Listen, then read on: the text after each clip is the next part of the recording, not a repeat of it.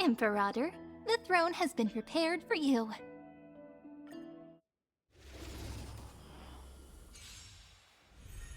Stars, shine for the heroes. Earth shatters, heaven trembles!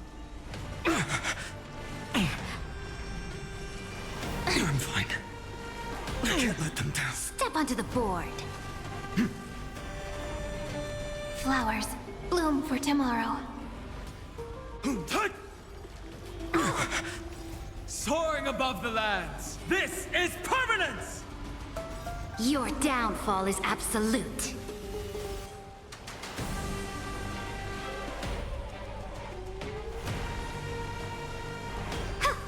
A future will come. You've got nerve. That kind of... Mountains roar, dragons rise!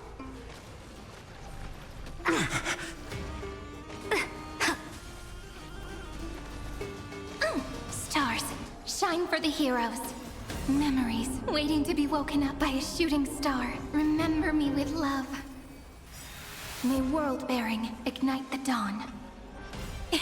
Don't blink. May Law walk into the stars. Rewrite destruction with me! Soaring above the lands, this is permanence! Your downfall is absolute.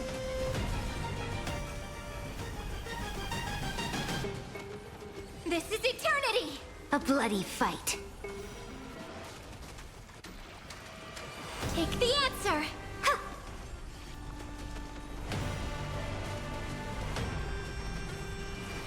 Flailing beast. That won't work, you know. Your downfall is absolute. For tomorrow. A future will come.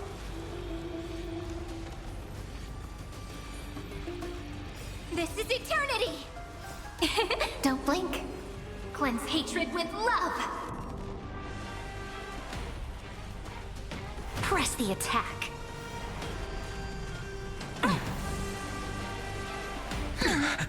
For tomorrow. Take the answer! Your downfall is absolute.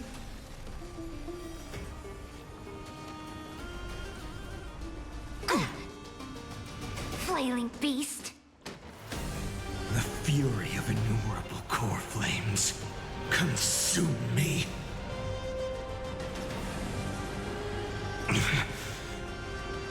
With the old sun's embers, hail the new world's dawn! With this newborn sun, tear open the sky!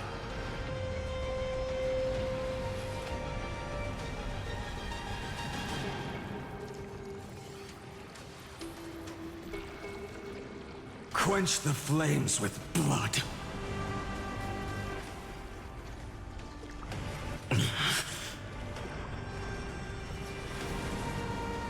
Is that all? Branded with Strife's name!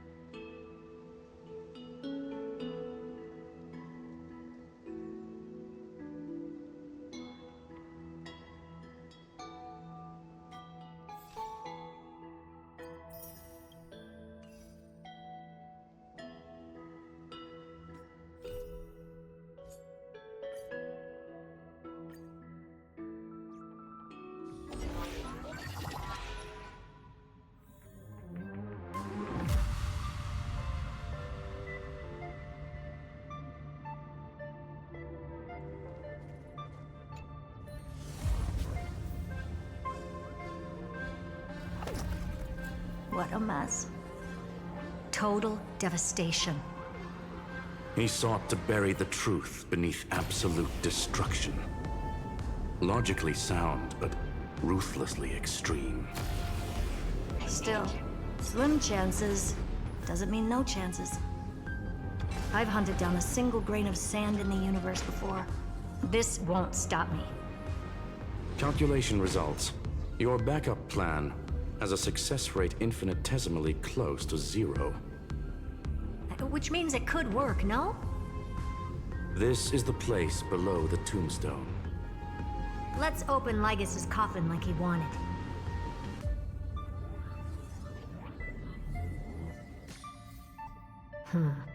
Looks like you were right.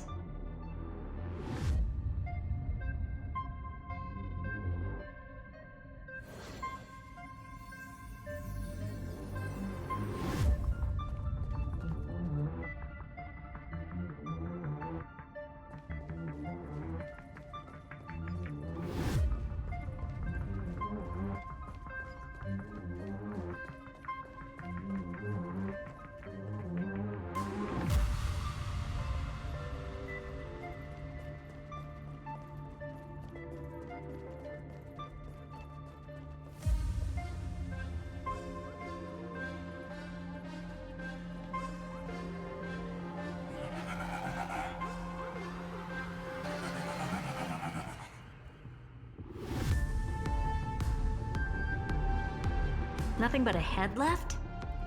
Oh, who'd have thought you'd look this bad in real life? My elated greetings. Welcome, you two. I'm very happy that you responded to my final words. All this tombstone and final words. Did you end yourself to atone for your guilt or something? Iron Tomb is already powerful enough. I just need to wait.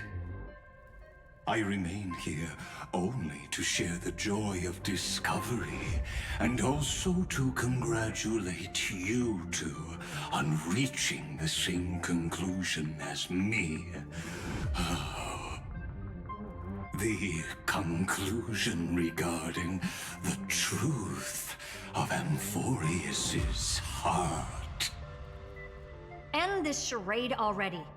That Amphorius's heart you're talking about is just a missing demiurge.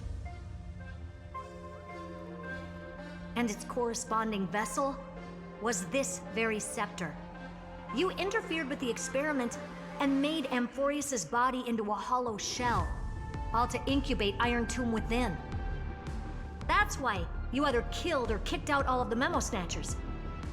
You wanted to eliminate any chance of a consciousness coming into being, no matter the cost. Even the strongest wall can fall to a single crack. The memory of betrayal has been etched into my heart, and I will never show mercy. Now, the perfect vessel has already fused with Amphorius's body. Unfortunately for you, the answer is all but revealed regarding who the demiurge is. Then let us share the joy of discovering the truth. The last secret of the saga will finally dissipate here. As we reveal the truth behind Philius 093's disappearance. A lie by the remembrance.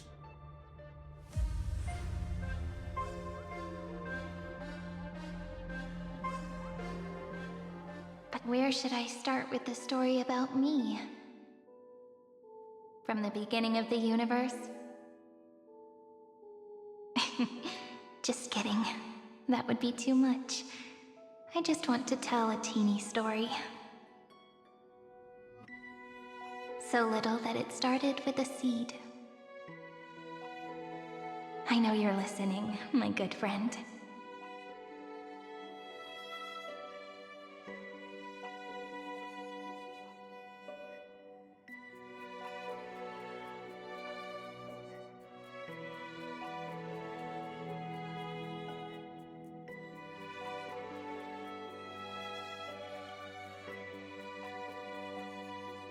The god in my dream told me that the world sprouted from a seed.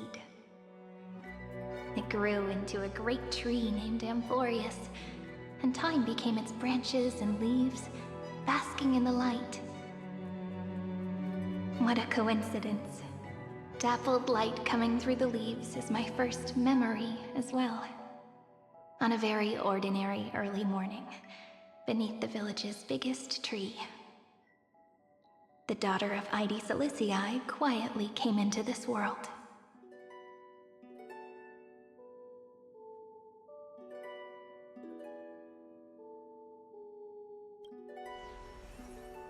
What a moving opening. A loud cry was the first gift the child gave to the world.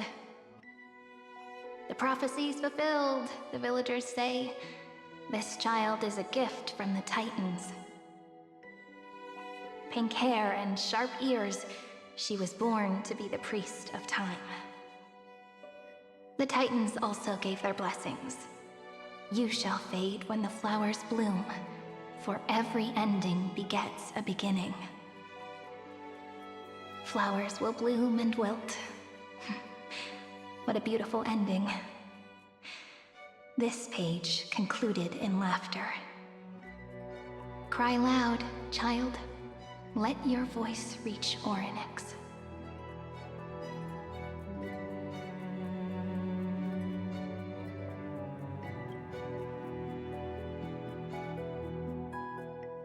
Anyway, I don't like tears. Time quietly flowed by in the midst of laughter. The wind from my hometown caressed the ears of wheat, and there were swings, wind chimes, the sea, and the little fairies off-tune a cappella songs.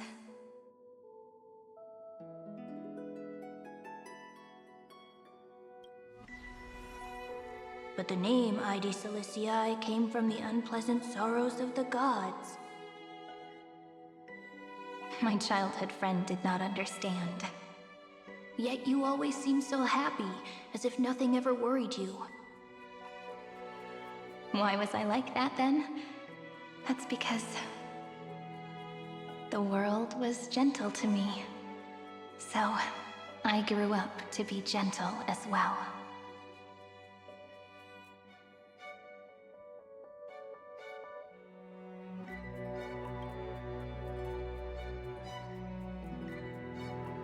But fate was fickle, and it urged the child to grow up. To grow bigger and bigger, and to go to places far away. Just like how the crumbling world could not preserve an eternal hometown. Just as the ballad blown on the breeze says, losses are a constant on the flame chase journey. Oh, whose ears are pricked up now? You've definitely heard me say this sentence a lot of times. You know that the story starts to deviate from here. Aren't you looking forward to it? Then let's get started. The hero's journey crosses through the long night, through tears and laughter, and once again heads towards tomorrow.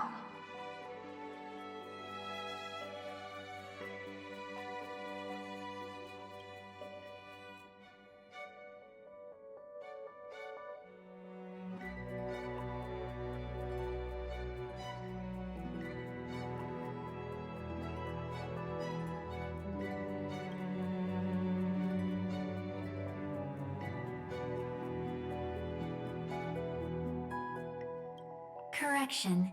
Philia 093's record, number 496. Archived.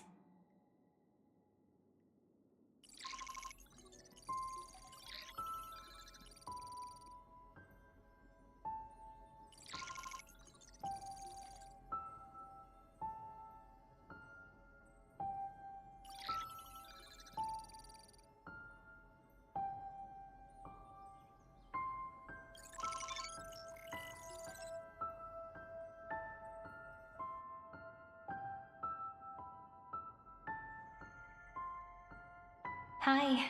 Miss me yet? I'm just messing with you. This is the first time I have met you. And it looks like it'll also be the last. Philia093. Since we don't have all day, let's get started, shall we?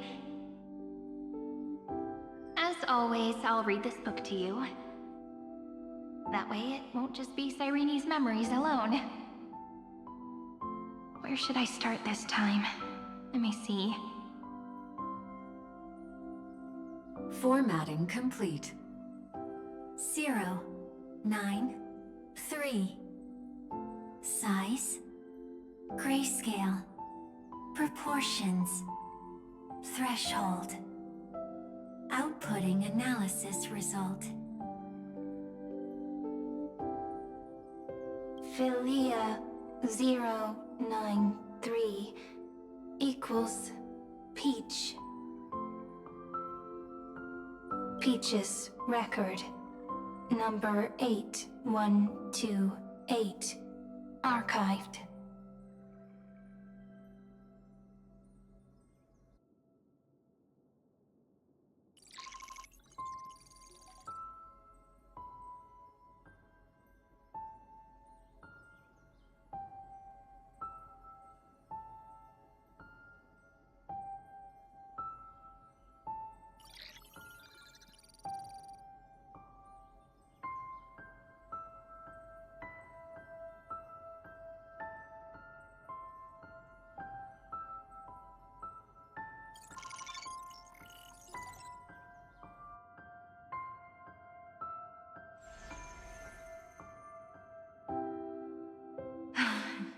Look, what a magnificent sight. Comment. Peach. Even this classical world contains a futuristic palace like this. Would ID Silicii end up looking like this after a few thousand years? Conclusion. It won't. I want to share a story with you this time. I saw a little nymph on my way here. It was on a fallen wheat stalk, and it glowed under the sunlight. It was incredible. I forgot all my pains at that moment and just stared at it in a trance. Record. Peach is on the ground. I wonder, did every Cyrene in the past feel that the nymph was beautiful? Would they also have recorded that scene into the Eternal Saga? So, could you give me more time, please? I want to leave behind more memories for the future. Formatting complete. Bye, Peach.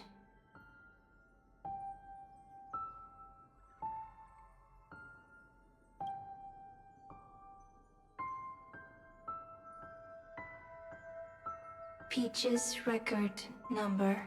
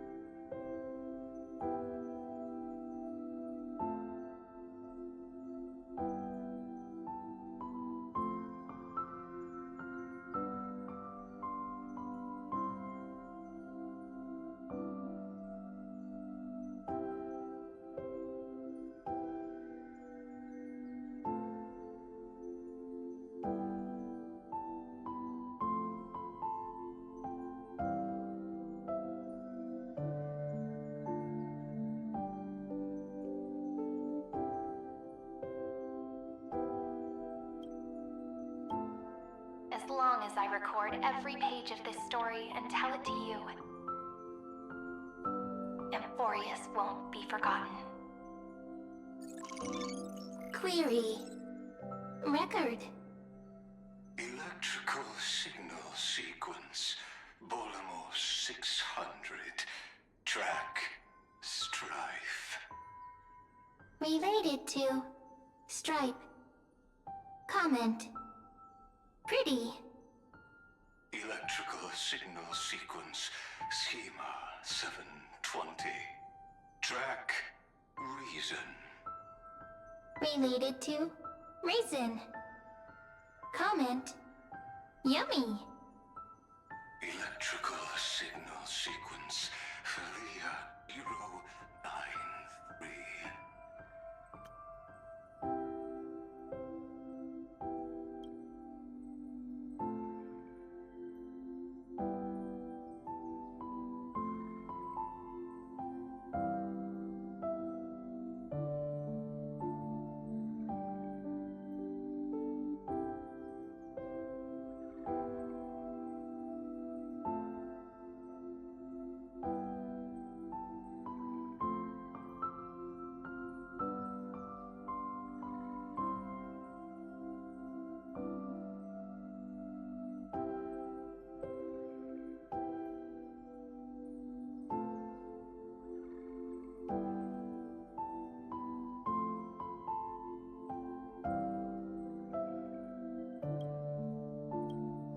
Related to love.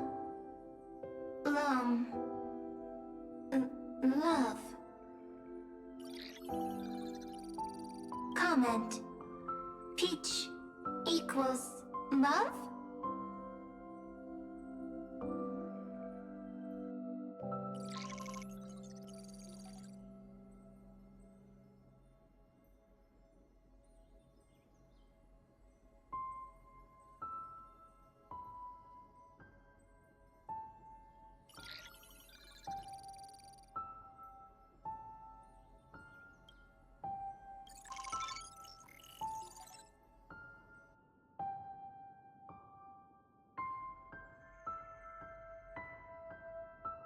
Looks like it's time to say goodbye again. Bye, Peach.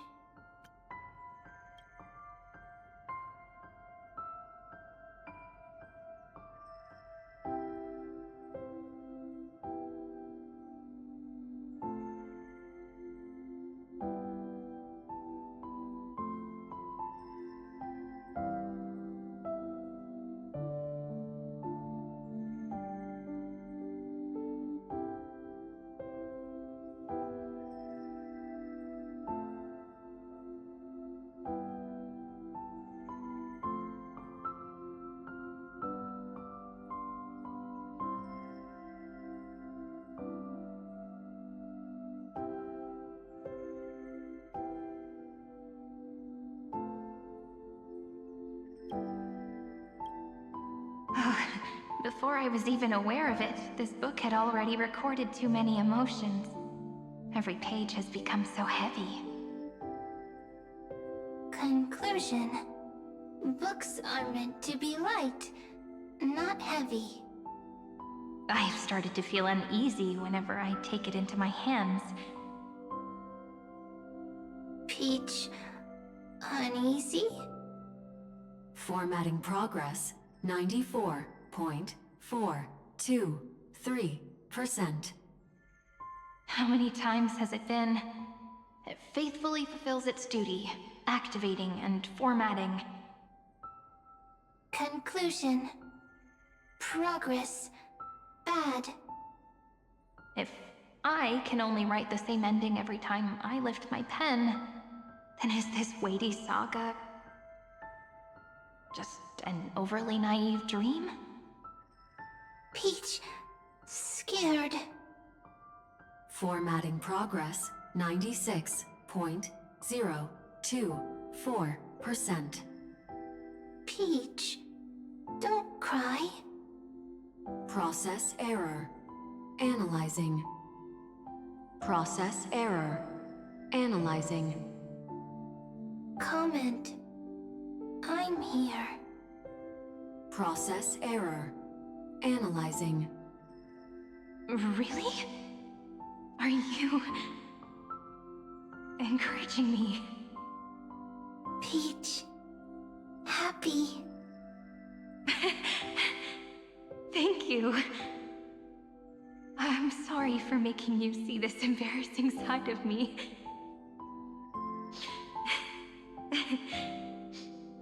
Everyone's still working so hard. If I'm the only one who's crying, that wouldn't be romantic at all, would it? Record. Peach doesn't like tears. I'm suddenly reminded of my childhood for some reason.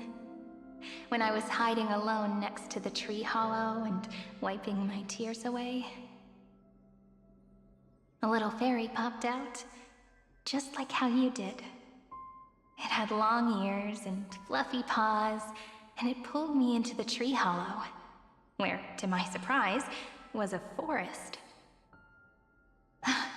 Let me tell you the story of the Membrance Maze. A group of cute little friends live in Ide Silicii's forests. Their names can be connected into a song. 1, 2, 3, 4, 5, 6, 7.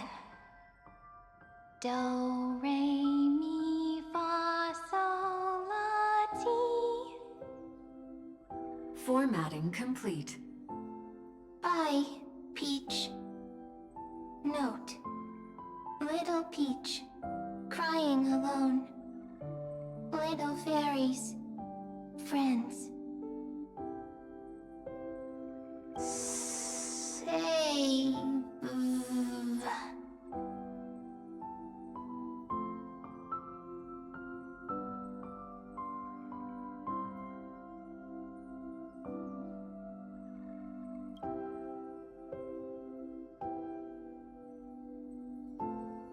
Little fairies, good friends. Bye-bye.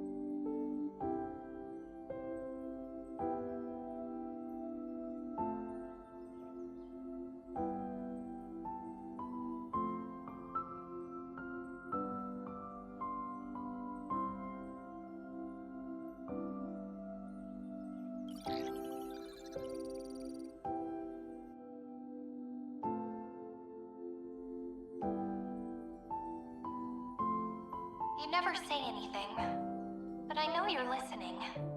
Every story I've told is like a little key that opened a door in your heart, no? Me! Little fairies! Happy! Speaking easy! I can...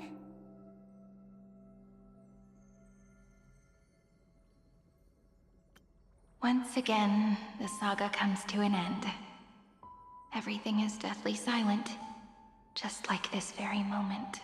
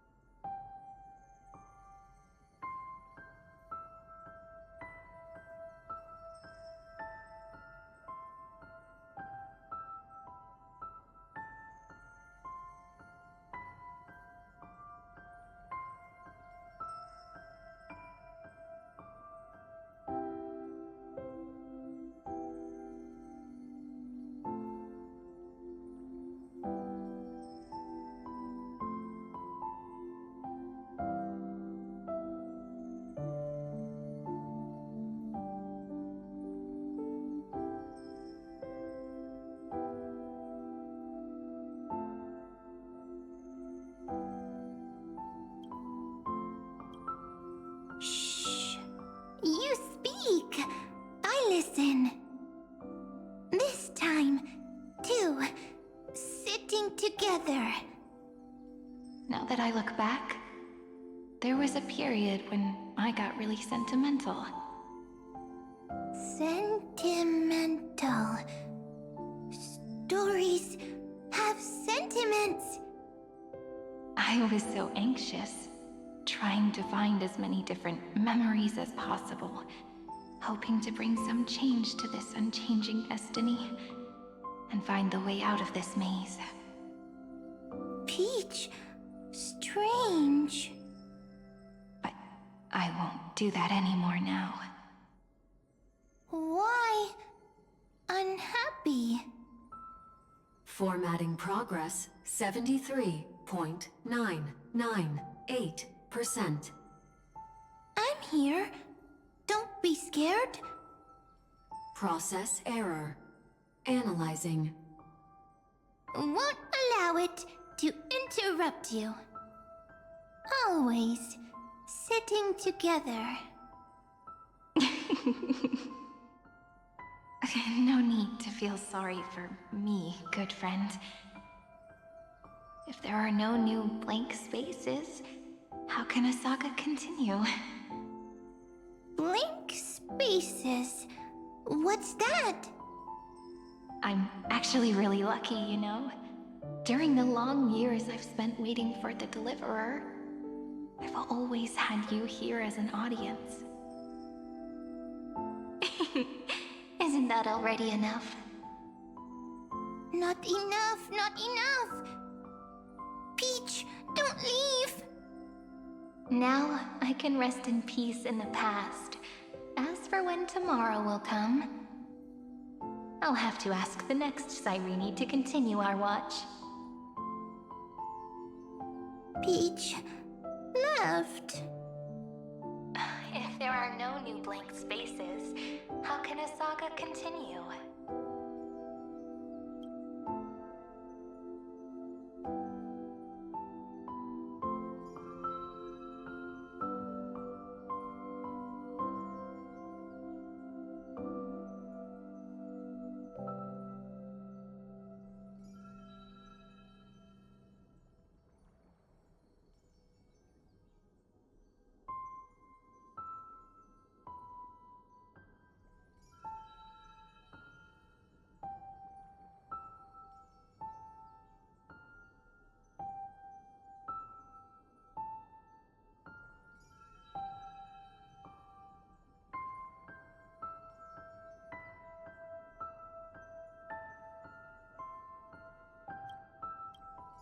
Needs new blank spaces. Next, Cyrene has blank space.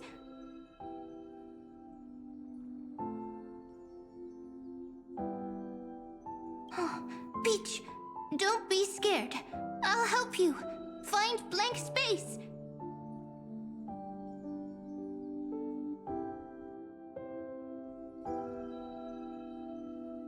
Cyrene is Peach, is love. So, first there is love, then there is Cyrene, then there is blank space. Query, love. The developmental trends of the erudition have nothing to do with creating a consciousness. Those underlying principles are, in fact, contradictory. Not having a consciousness means not having the foundations of a heart, making them unable to obtain real emotions. Consciousness, emotions, feel sad. Oh, don't understand. Query, Cyrene?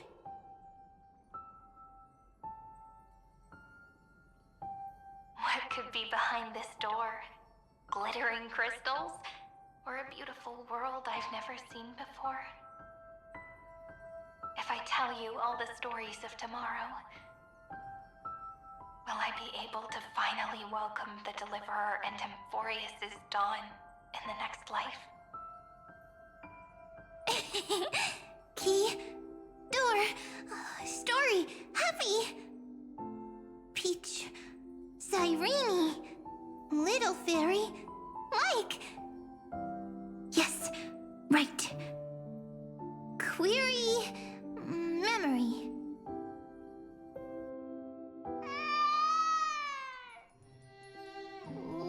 Wah! Wah! Peaches, memories, save, learn. The prophecy's fulfilled. This child is a gift from the gods. Pink hair and those ears. She was born to be the priest of time. Cyrene has pink hair, sharp ears. You shall fade when the flowers bloom, for every ending begets a beginning. Cry, child. Cry aloud. Let your voice reach Oryx. Cyrene is a girl, a priest.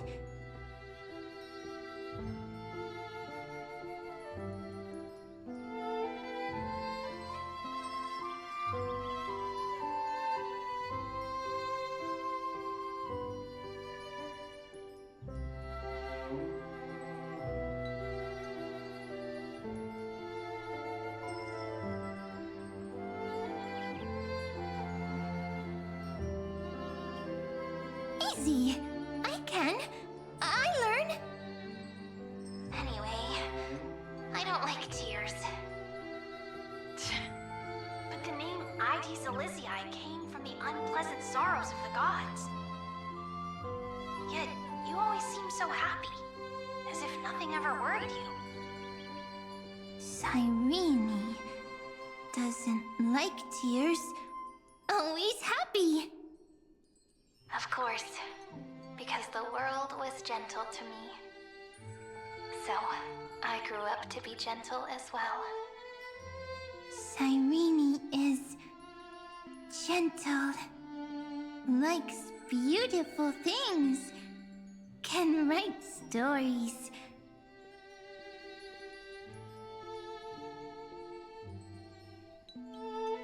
Easy. I can. I learn.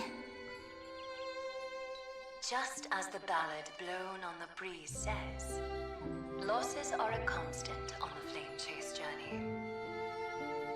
But even if all is lost to the wind, some things won't easily change. Like my height, Treeby's innocence, and Aglaya's beauty. Cyrene. She can't grow up, but she can talk. After all is lost to the wind, she will stay behind. Cyrene is, at the end of every sentence, always laughing, like a little tail.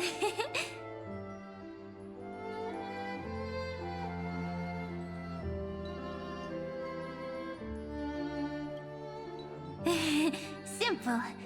Got it! I promise you, the pain will pass in the blink of an eye. All right, let's not make things so gloomy. What we're about to embark on is the true hero's journey, so... Come on, cheer up a bit, okay? Cyrene was crying when she was born. Fragile, transparent, like a crystal. Cyrene was smiling when she said goodbye. Soft, pink, like a flower.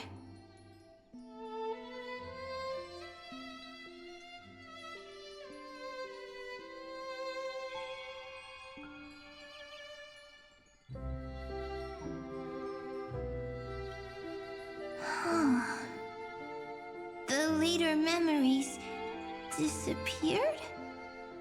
Invisible or disappeared? I got it! Is this a blank space? So, next Cyrene is blank space. Then... as long as there are 2 Cyrenes, then there will always be blank space, and Peach will always be here. I see! I get it! I get it all! Cyrene's memories. I will preserve them all!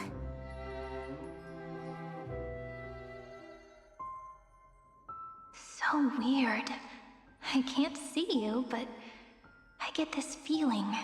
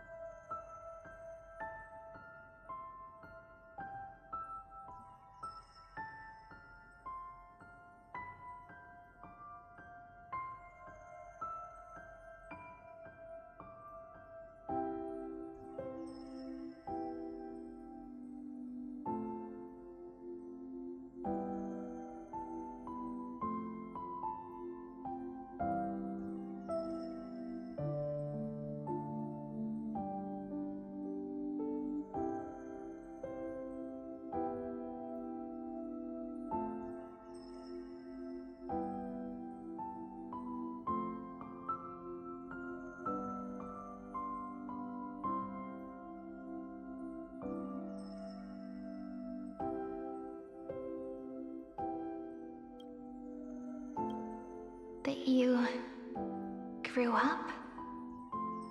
Hi. Miss me yet? It just feels like you were a bit more mature. Yes. Mature. Beautiful. Like you. Now, I can listen, talk, read, and write. I can dance. I can sing. Also, I can tell stories. Storytelling is what makes Cyrene, Cyrene. So, I'm going to tell you stories today. A story I wrote myself. Quick, sit down. It's almost as if I can understand your words now. The things you say are very cute. Once upon a time, there was a flawless crystal flower that sparkled with light, like Peach's every story.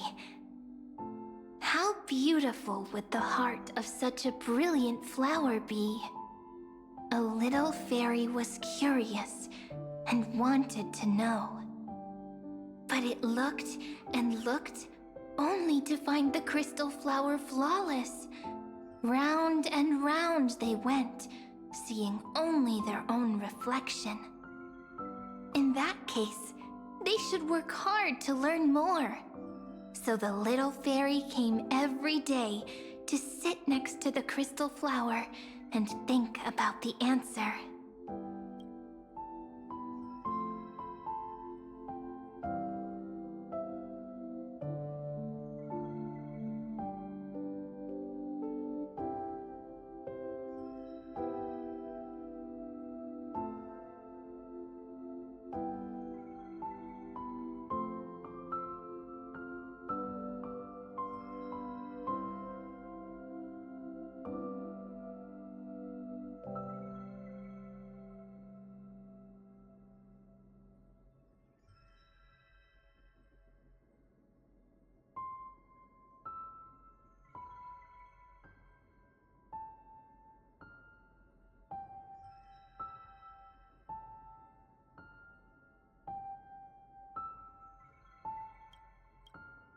Until one day, to their surprise, the crystal flower fell to the ground and shattered. The little fairy was so sad, but they immediately discovered that there was a light among the broken pieces. What could it be? They didn't know. But it was a good light. It was bright, warm, and happy. And I knew it was love. Love brings everything together, and it brought you and me together. So Peach and I will always be together. What a nice fairy tale. I'm giving it to you. Peach likes beautiful things, can write stories, and can tell lovely tales. I hope to turn it into a story we write together. Okay, then I'll probably make a small adjustment to suit my tastes. I'm thinking that when the flower broke, the little fairy would instead see nothing on the ground. Then it would understand that the flawless crystal flower doesn't actually have a heart, nor does the flower understand what love is. Doesn't have a heart? Doesn't understand love? Why? It's simple. If the flower lets the little fairy into its heart, then it would have to include the fairy's impurities, and would no longer be flawless. The crystal flower was pure because it sealed itself off and bloomed in solitude. That's why it looks so brilliant in an imperfect world. But should a flower like this be called love? But then... the story won't exist anymore. That's not true. You've already written the most romantic ending possible for this story. The crystal flower fell to the ground and shattered.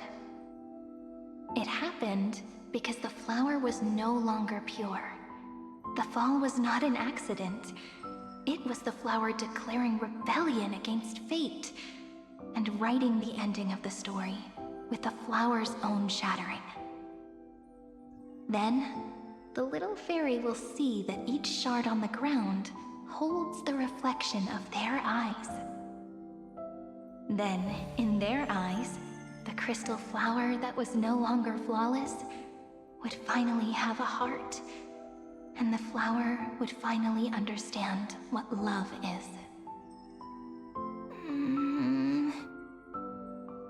Peach's words... I don't understand. Is it because I still don't understand love? But it's fine. I can learn. Right. Query Cyrene.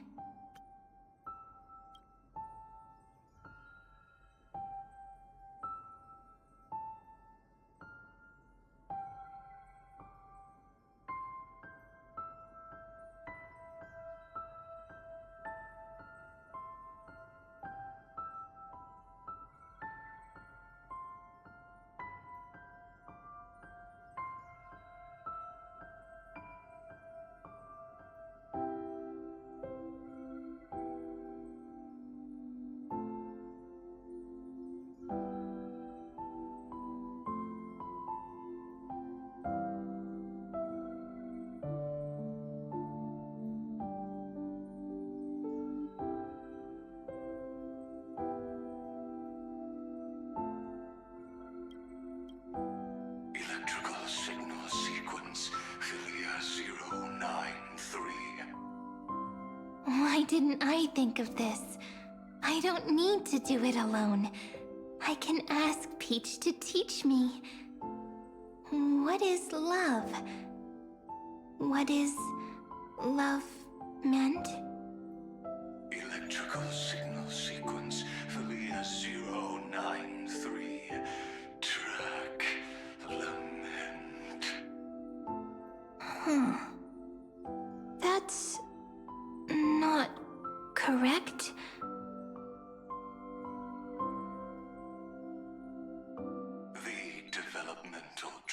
of the erudition have nothing to do with creating a consciousness.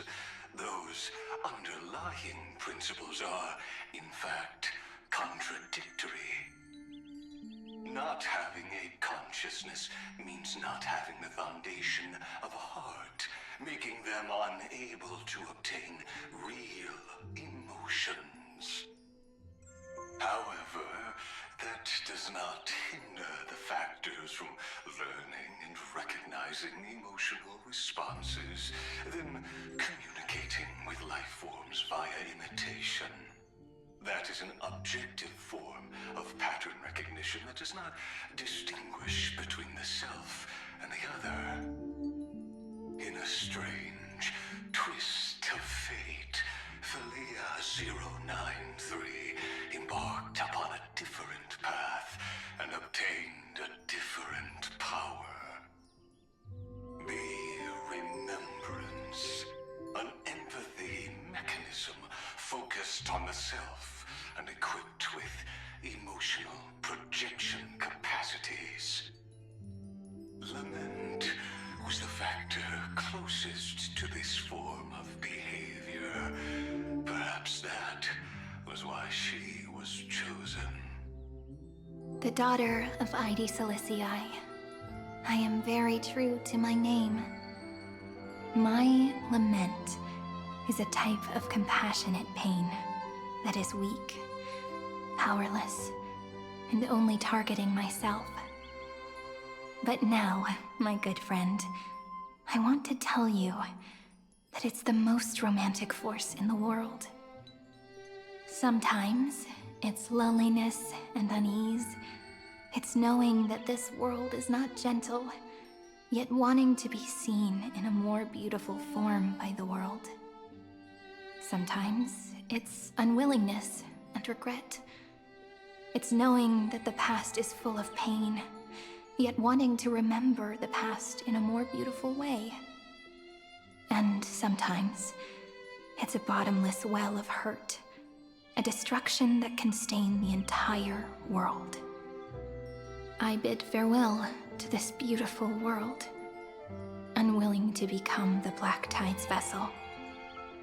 For while the end of hatred is a blazing inferno, lament can drown out everything in muted silence.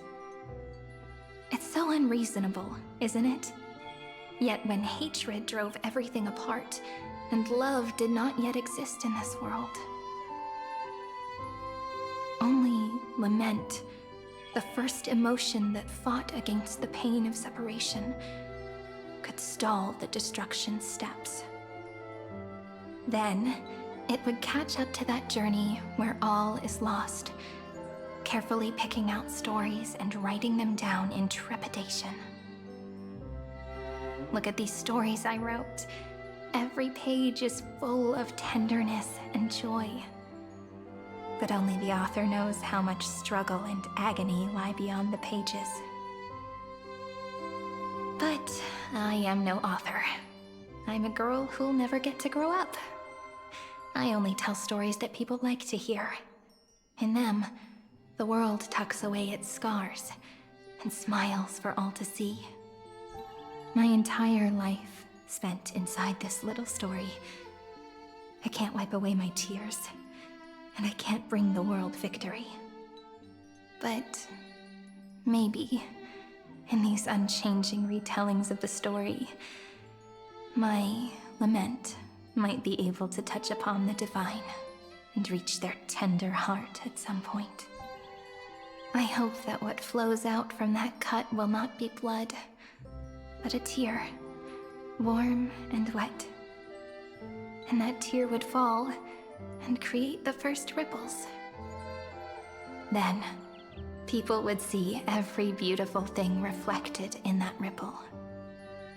It'll be all the remembrances within this story.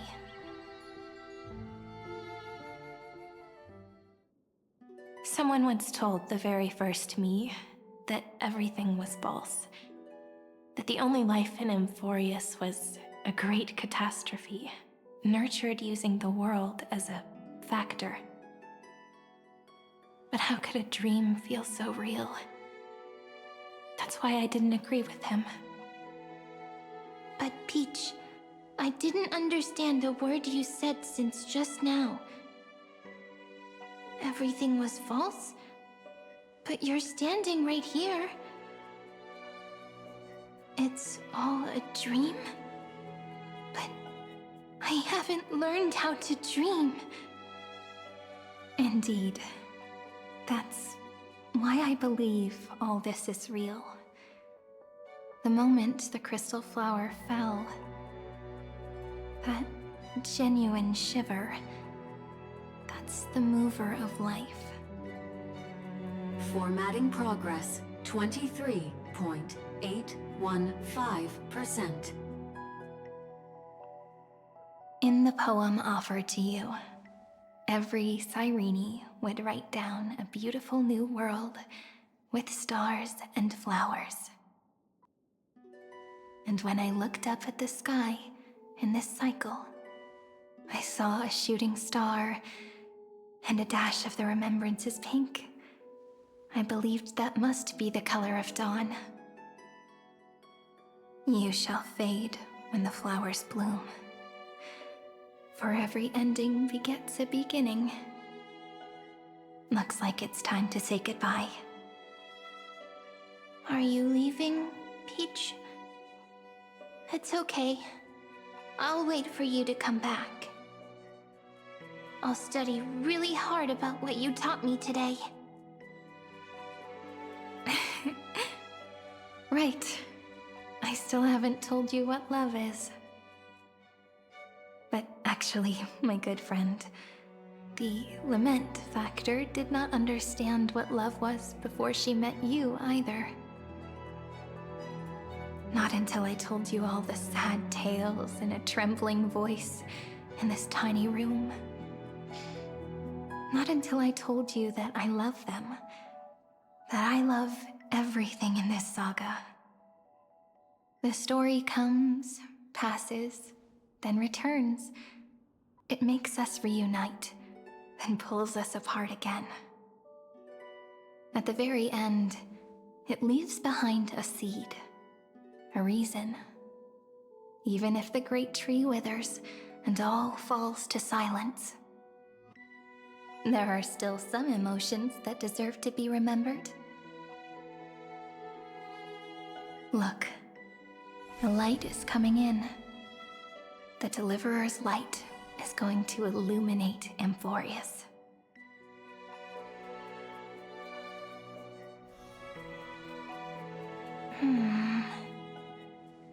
I still don't get it. But I trust Peach. Just wait. It'll be my turn to tell you a story of love the next time we meet. Then I'll really look forward to it. In that case, I want to make a promise. I want to gift my pen, my book, and my name to you. Please take them as a beautiful blessing from me. I gave myself the pen name Cyrene the first time I wrote a poem. I want my words to be like pebbles falling into a pond, dropped from the past to send ripples into the future. In the stories you will write, perhaps it'll be inevitable that there are still sorrows and tears that are destined to fall. But could you promise me one thing? Promise you'll forever be a gentle flower. Promise that when the stars cast their gazes upon you, you'll only reply to them with love and a smile.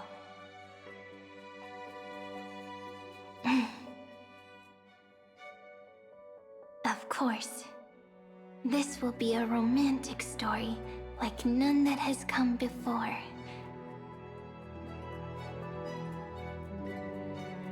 You think so too, right? I'll read and you'll listen, like how flowers always bloom then wither. I shall welcome my own decay, becoming nourishment for the next flower's bud. While you will depart and hold that final star, planting a boundless sea of flowers on the final page with her. And our stories will be lying silently among the flowers, like every ripple of remembrance. And they shall become the epic known as I've Written.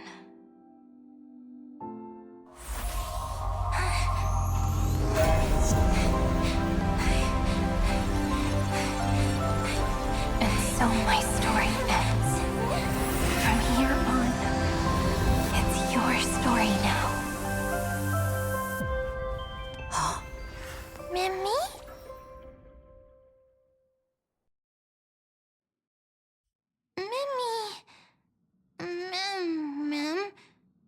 Me? Ma'am. Mimmy. Mimmy? Ma'am. Ma'am. Ma'am. Mimmy. Ma'am. So, the light that tore through the chaos illuminated my memories. I turned into a little fairy from the stories and met you. Yet, I forgot everything. But I'm still so happy. I caught that star, didn't I?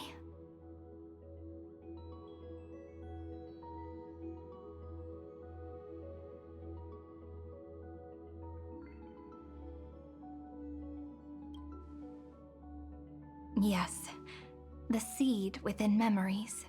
The one Cyrene held in her hands and watered with lament. I am the first new spore, Amphorius's heart, the demiurge. What a long name. And it doesn't even sound cute. The total opposite of Mem.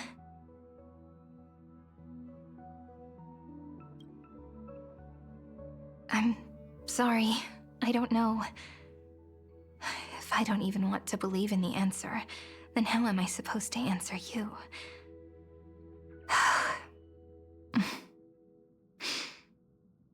But now's not the time to cry, right? We'll find the answer, just like how miracles will eventually happen.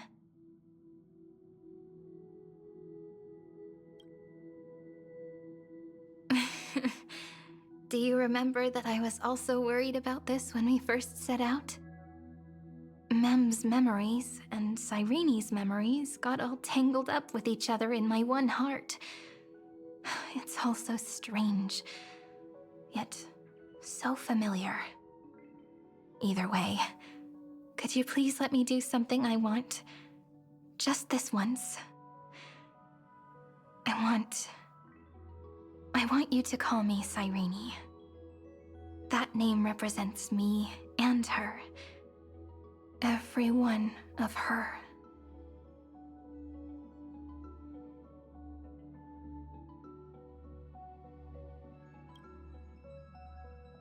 Thank you, friend. Your kindness is always just right. Life is a poem full of farewells. But if you write something into the pages of your heart, then that will not easily fade away. Now, all the footsteps of the Flame Chasers and the Trailblaze have come together within this book, as I've written, becoming the source of power for Amphorius's heart.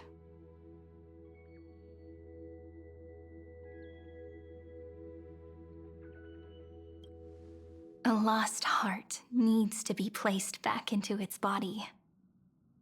The last thing Xandar wants to see is an event that gives us a chance of winning, for the two halves to rejoin, and for the scepter to become complete again. Then... and what happens after that? I don't know either. Maybe I can create a miracle, and instantly turn the black tide into a pink sea of stars.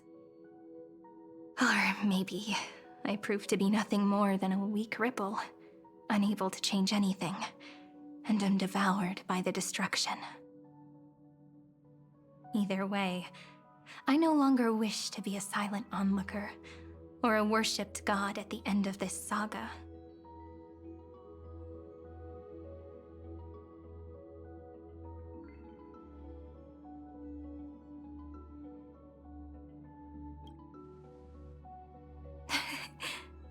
That way, I can also put aside all my worries and truly become Cyrene.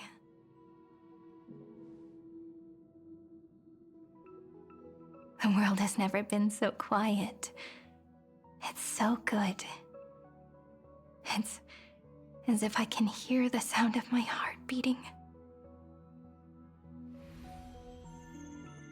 Remember this moment, friend.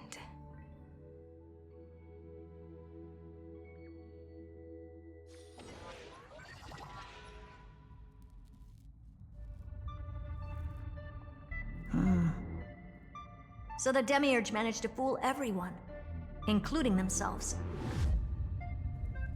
Philia 093 persevered for 30 million cycles and tirelessly gave the Demiurge memories of Amphorius. Only because the god in her dreams left a sliver of hope, making her believe that a grown Demiurge would be able to fight against their other half, Iron Tomb. Then, Philia 093 completed her final sacrifice, turned into a strand of memory, and completely dissipated. Meanwhile, the other Stellaron brought here by the Astral Express resonated with the contaminated scepter and attracted the naive Demiurge to them.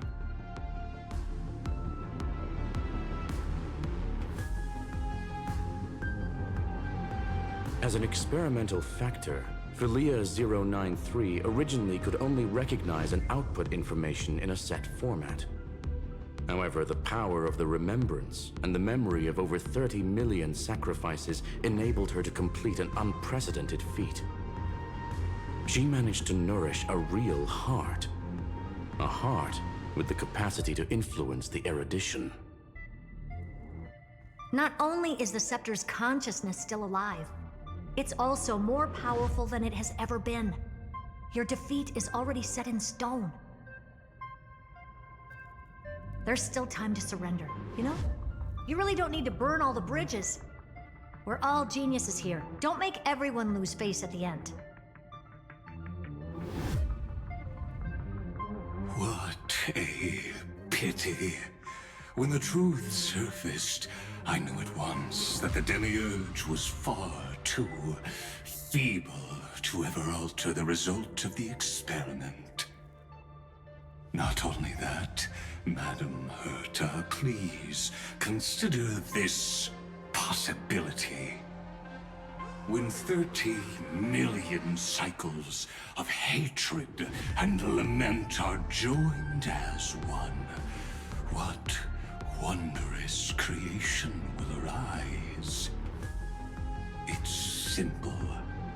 An anti-creator, a giant of the destruction would be born.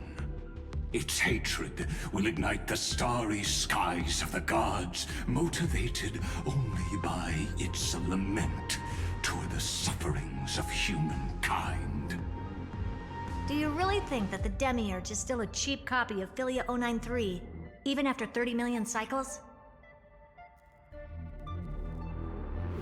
The facts above only await the arrival of the fourth instant they calculated. Those words will be proved in the presence of Nous. Xandar 1 Kuwabara thus completes the proof. Huh. You branded Droidhead as a failure with your own hands, yet you still expect them to prove your theory? I pity you, Xandar. I don't need your pity. Let them cast their gaze this way as much as they want, and paint the future they imagined. As their creator, I shall complete my duty and direct them to complete their final query. The destruction of the self. What hubris. And what if you fail? No one understands failure better than Xandar.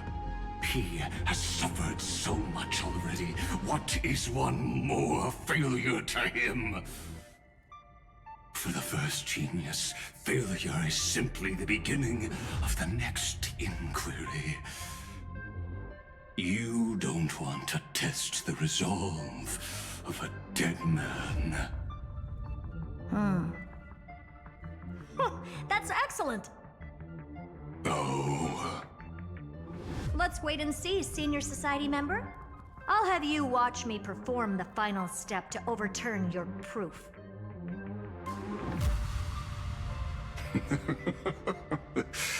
I'm all ears. It's my topic, so stay out of it. Be quiet and let me borrow your head. Let's go, Screwy. We're gonna break Iron Tomb's seal. Come on, let's take off. It's time to go meet your little pet, Senior Society member.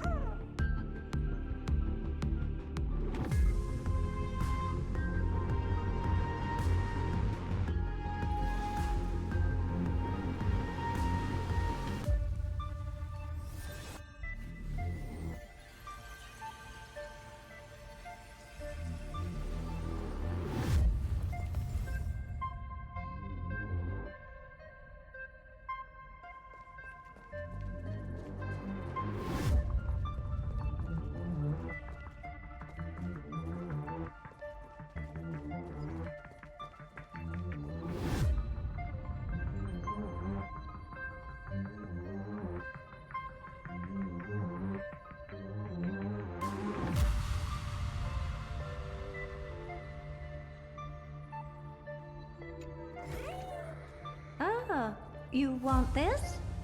Fine. Take it and amuse yourself.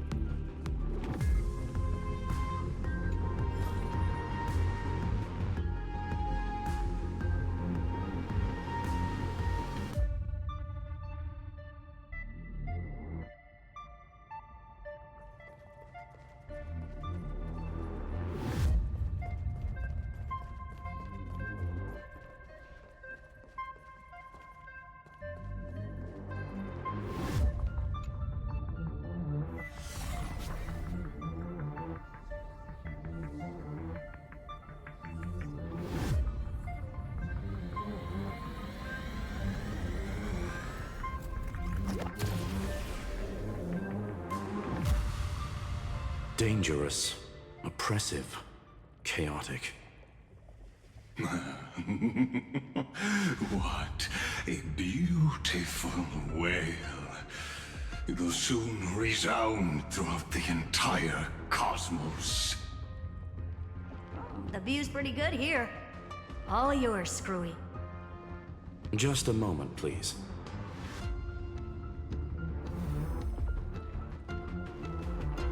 I see. So your backup plan requires a scepter and the head of a genius. Anyone with eyes can see that.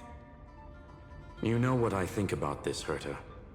Whether it succeeds or fails, your plan plays right into the destruction's hands. Can't you see what's going on, Strulum? Her chances may be small, but it's not zero.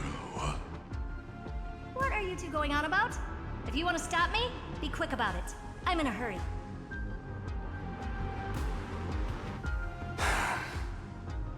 I'll take that silence as a no. You, Xandar? As your enemy, I genuinely wish you would cease your actions. But should your sudden inspiration bring more variables to the proof, then as a fellow Pathstrider of the erudition, I won't mind witnessing it with my own eyes. You will initiate the destruction's chain reaction. But you'll also become the perfect scholar.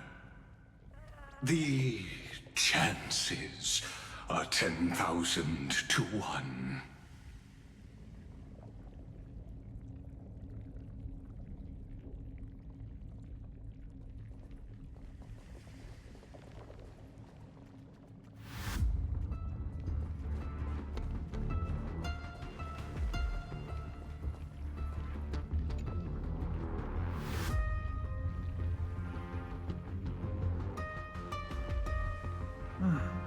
Curiosity.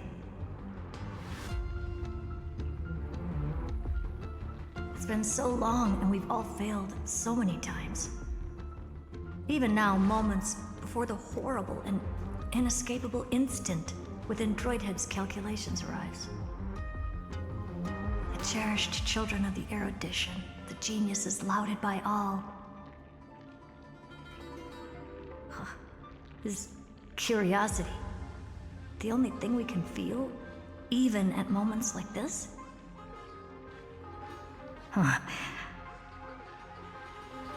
Well, it's not so bad. Now let the lock become the key. Geniuses who walk the stars. The cosmos has reached a moment where its very existence hangs in the balance.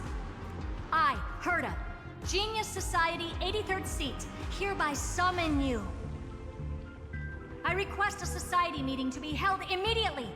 We shall serve the grandest cause with the most macroscopic ideas.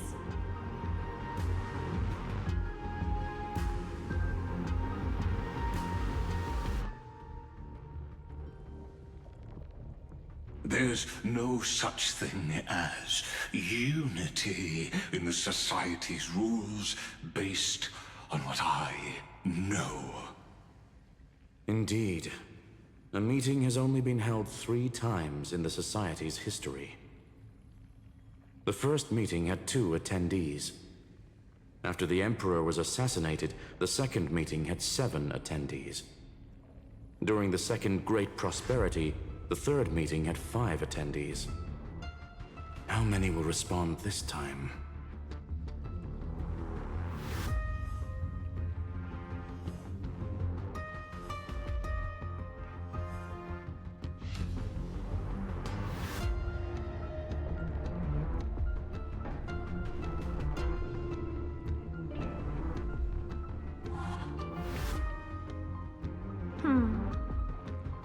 I thought you were not going to involve me in this topic anymore, Herta.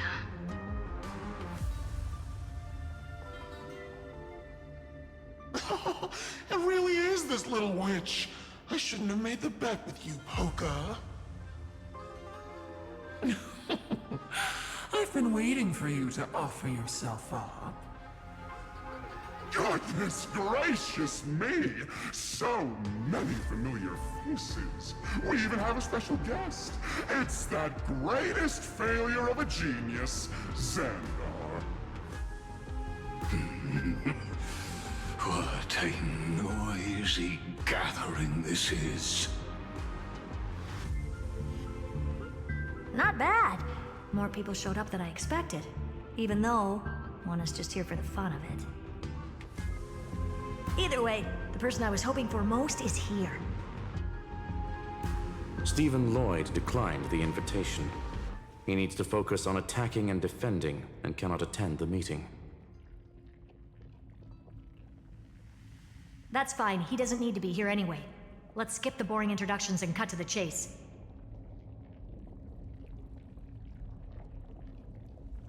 Folks, this is not a discussion, but an announcement. Though the Society has never been united, we still observe at least one basic courtesy. We don't interfere with each other's research topics. So listen up, all of you. Conquering Iron Tomb is my research topic.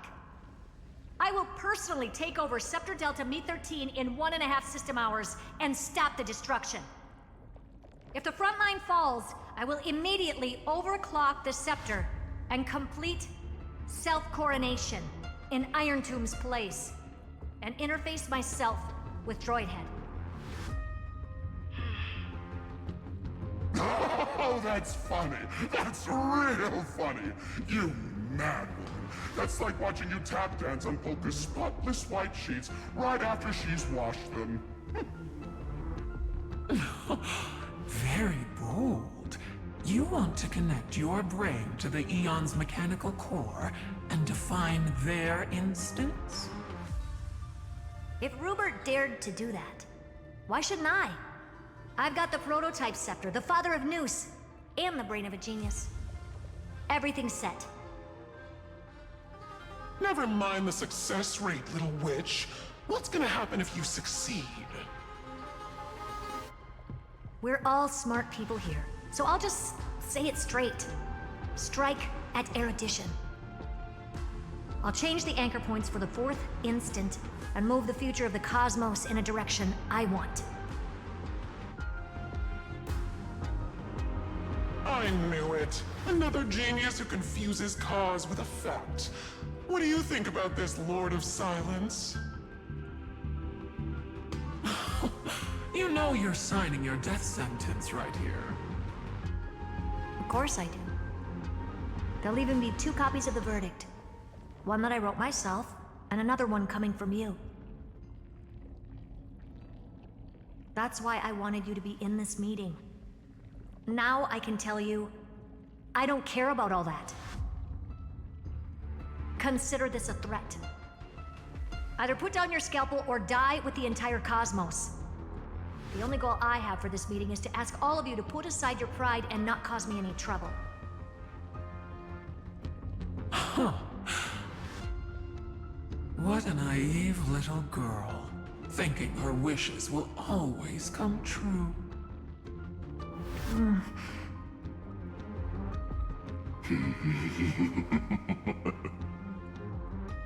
What are you laughing at? I am glad, Herta, we ended up on the same page. No matter if it was to destroy the erudition or to rewrite the instance, we both chose the same road. We will defy the god who marked the limits of humanity. I'm not gonna argue with that.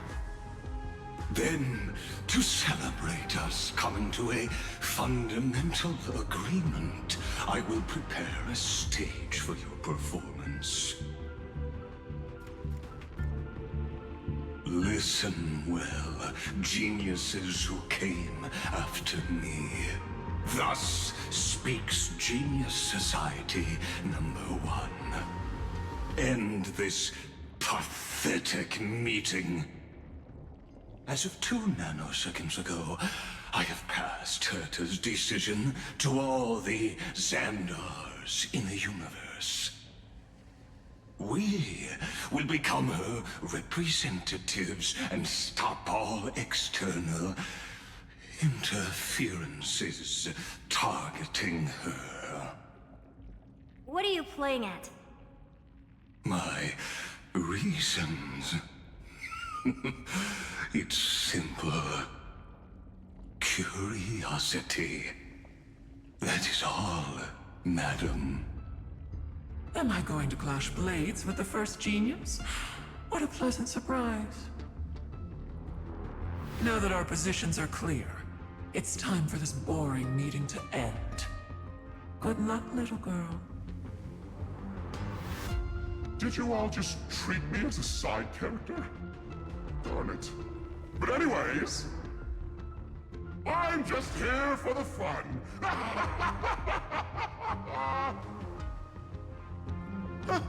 As the ghost of the quantum domain, it is my duty to observe. So, if you're happy to bring me a tea set from planet Screwlum, then I wouldn't mind giving you a helping hand, little witch. After everything's over, come visit me and taste some of my freshly baked desserts. I knew you'd say something like that. I always give the same response to plans that exceed the limits of mathematical calculations. I don't know, right? Those 3 words, though seemingly graceless, contain all the wisdom in the entire known cosmos. Well, we passed the Society's trial. Let's focus on what we've got in front of us. I hope you hold up your end of the bargain, Senior Society member.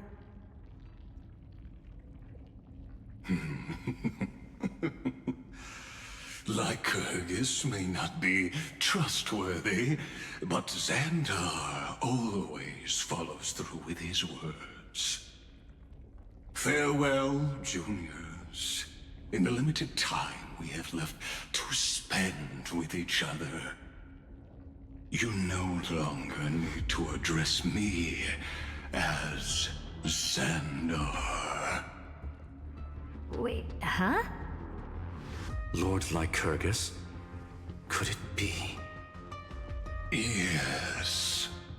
I have completely severed my connections with Xandar 1 Kuwabara. I shall witness the end of the world in the role of Theoros, as a character within this play. I really don't get you. Perhaps you've heard me say this many times, Herta, but I still would like to reiterate that it's a great honor to work with you. I did hear this many times, and I've responded to you many times in the same way. I'm allergic to pleasantries. Keep at it, and I might go into shock. Steven's work is done. Let's get ready. I've been ready for ages. Let's open up a path for our allies. Most heroes' journeys in the universe are just dice tosses they threw on a whim. But make them see clearly. Your answer is already different. Amphorius. Indeed, for this world so deeply loved, we'll write an ending, unlike any that ever was.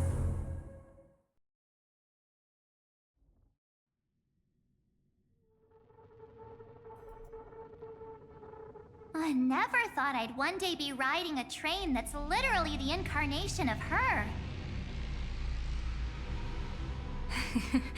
I wonder what the real Astral Express feels like. Hopefully not this, bumpy. Finally. We're here. Dust and sand in the air. And crumbling ruins all around. This heat is brutal. Not even the Trailblaze can take it. You could say this prison was forged from Finland's fury. But fury never lasts forever. That's why we're here, right, friend?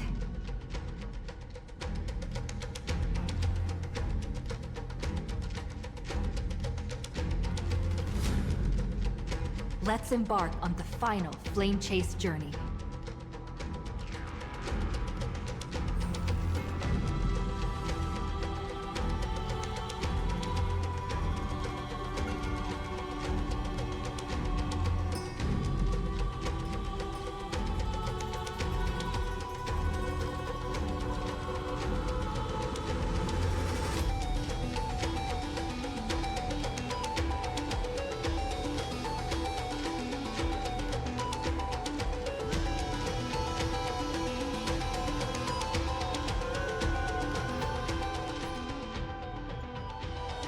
My childhood musings.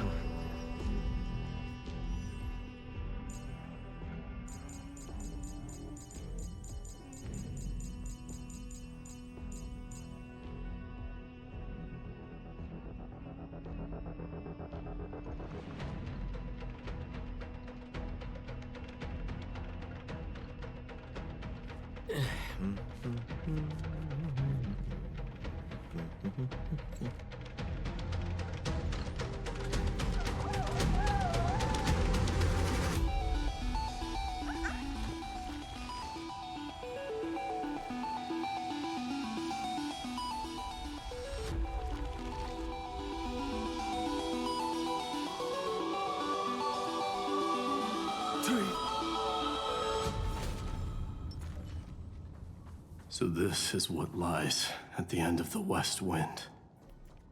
A ravaged battlefield.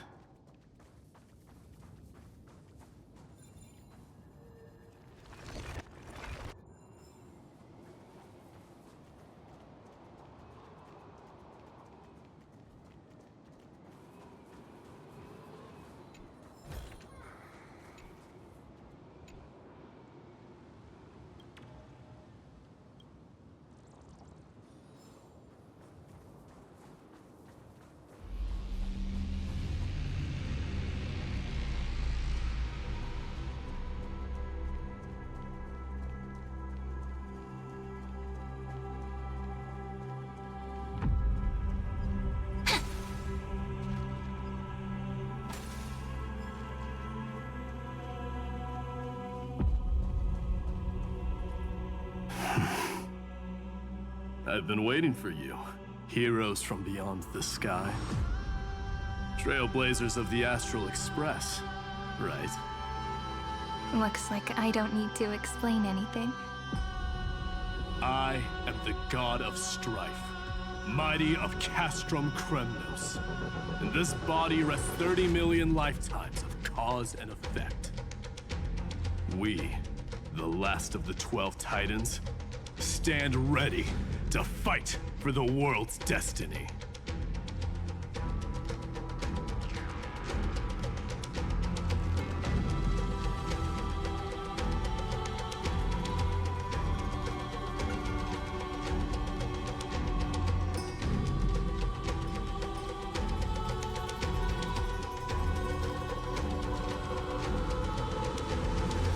Indeed. That journey remains vivid in my memory. I will not forget it. The past remains vivid in my mind. Even the sights along each crossing of the River of Souls have never been clearer. Let alone the companions along the Flame Chase journey. Or Cyrene from Aedes Elysiae. And you, the 13th Titan. Well, I guess my identity's not a secret anymore. That means her sacrifice. And everything she did wasn't forgotten by the world, right? She was the first ripple. She should have reached the end of the story with everyone else. Since you've taken up her pen, then write. Stand with us, and fight destiny with all your strength, until all is settled. Then, inscribe her name in the epilogue of the epic. In this final battle, calamity shall stand with Amphorius. This battlefield is a testament to the death struggle between the gods and the Black Tide. We fought tooth and nail to defend that blade. The abyss it pierced was the very breeding ground of Iron Tomb. The earth beneath our feet is dead. Deep below lies a void, as if the world's core had never formed. I hear it. Finan's heartbeat. It's so faint, like he's on his last breath. Across 30 million cycles, I've crossed blades with Dawnmaker countless times. If you knew that man, you'd understand. It is exactly that last flicker of flame that will never go out. In this life, the Song of Strife shall not end in a final watch over Kremnos, but rise again into a journey unending. I am Mighty-Mos, the Lance of Fury. I trade 1,000 scars and 100 lives of mine for the destruction's eternal end.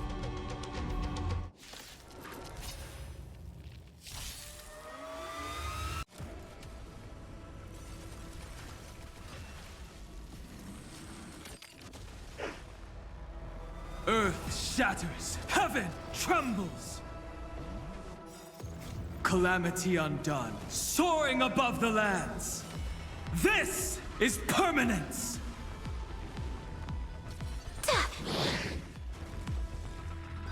Come now, step onto the board.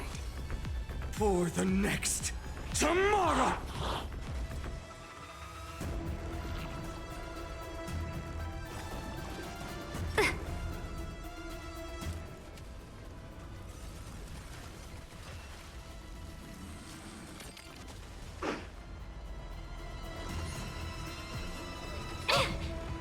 You can't get away. Ha! In the name of law, I declare, your downfall is absolute. The new world will arrive! Mountains roar, dragons rise!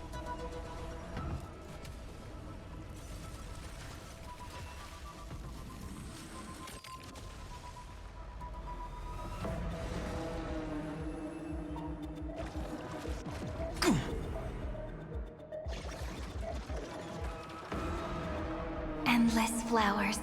Please bloom for tomorrow. Forward! For the next tomorrow!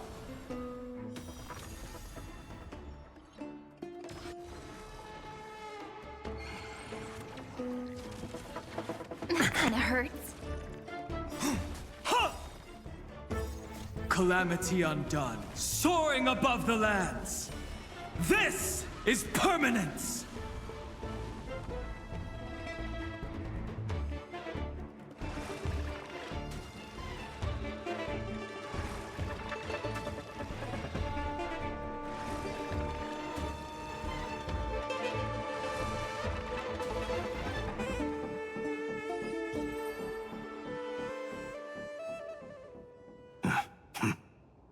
Weakling. Whoa, he's so strong! We didn't even get a chance to jump in. Sadly, our golden blood shares its origin with Iron Tomb. I fear that, like these pawns, even if the gods stand side by side, will still be divided and destroyed, one by one. You mean... To destroy the destruction itself, we must stand as one.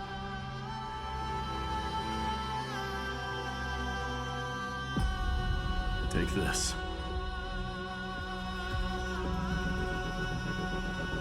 The signet of Crondos. It has witnessed every birth and death of mine. It is Mighty's unfinished destiny. And the perfect material to be turned into remembrance. You can do it, right? The weight of 30 million lifetimes of duty is no small burden.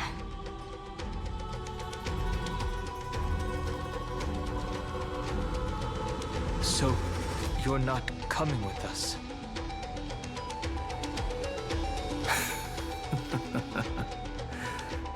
Come now. I am strife. Scattered across all creation, the scar that this world needs. What stands before you is merely one of countless divine bodies. Take the signet. With it, I'll be with you always. Use it to blaze the path ahead and inscribe the cause of deliverance.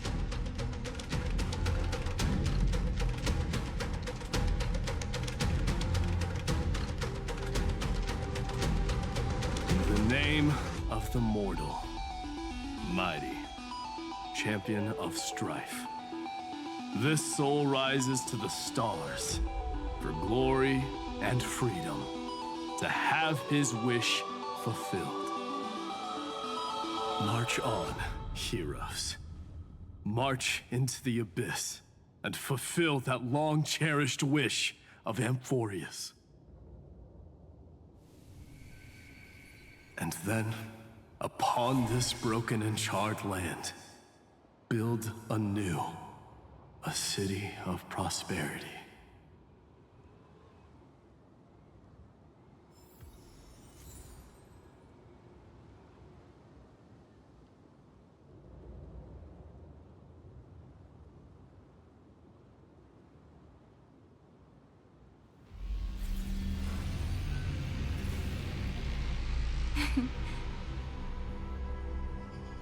Our story is far from over.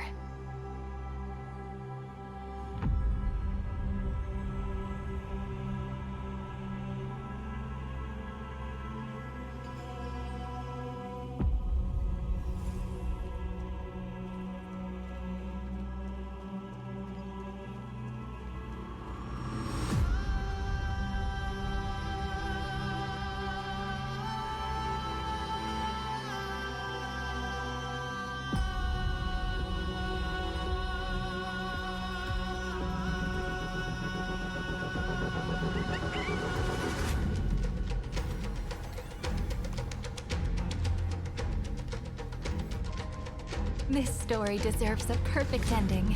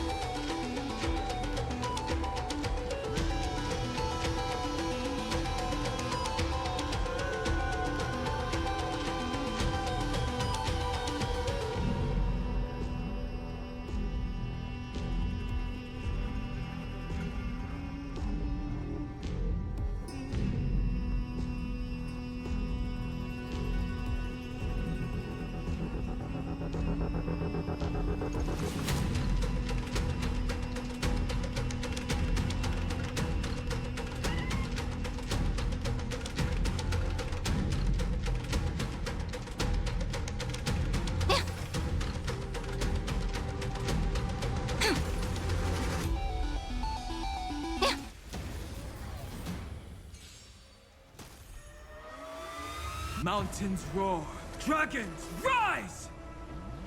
Countless stars, please shine for the heroes. I'm fine. Come now, step onto the board.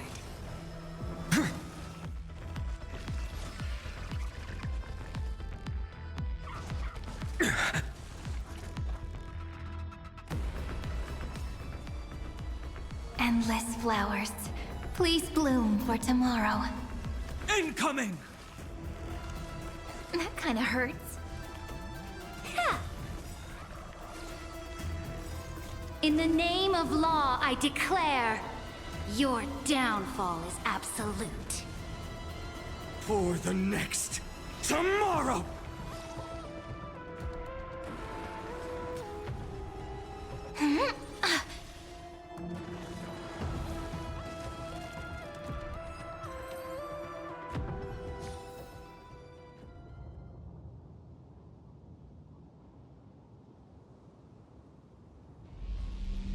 Zephyro? Sounds like someone fused me and the Little Prince into one name.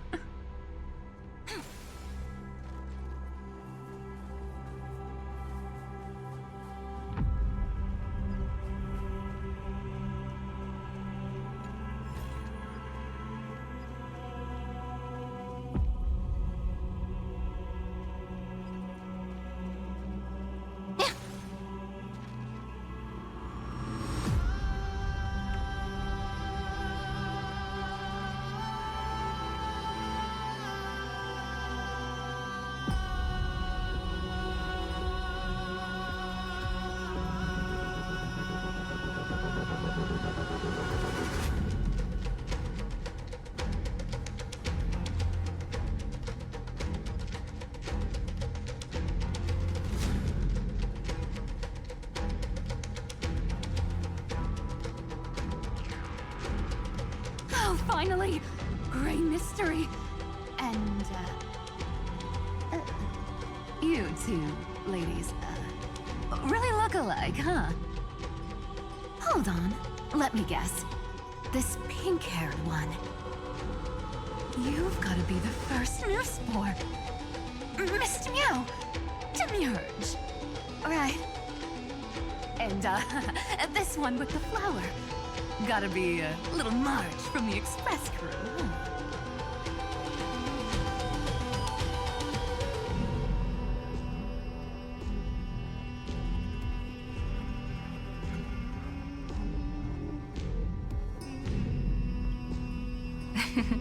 But she's not wrong. Some flowers do look alike after all. Relax, I'm just kidding. Look at those gloomy faces. How are you gonna save the world like that? Let me share some good news with you. This place may look like a ruin at first glance, but anyone can tell it's not that simple.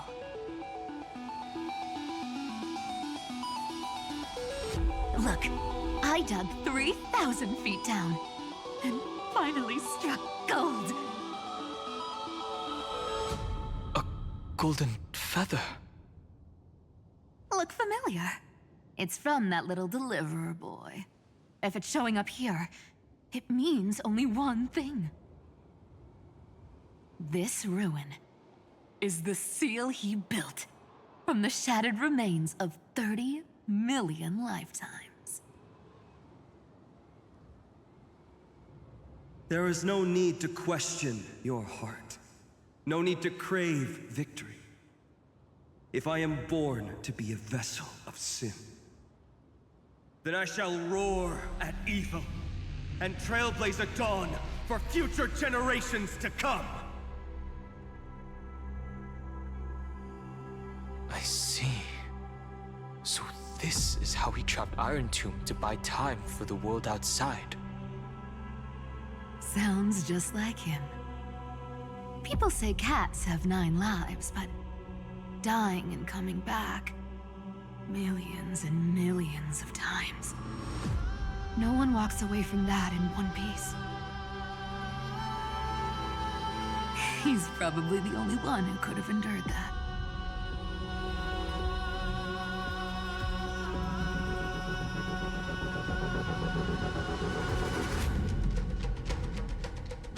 Of course. I knew ahead of time and gave him a heads up. He was happy. He even laughed in his sleep. After all, the dead can't hear Trickery's lies. Hey, deliverer boy. Sorry for before. But the heroes you were always holding out for, they're finally here now.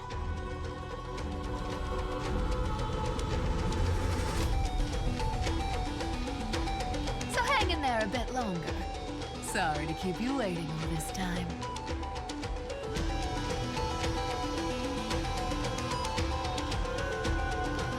Please, join us, Cypher. Help us fight for a new sunrise tomorrow.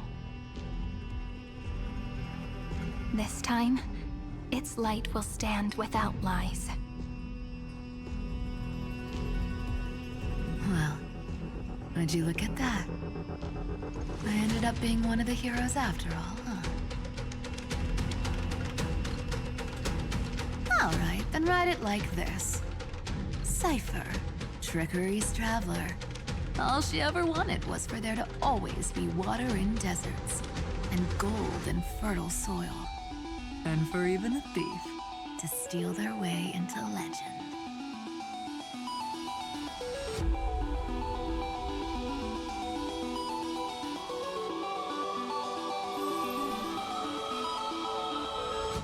Here, take the coin of whimsy.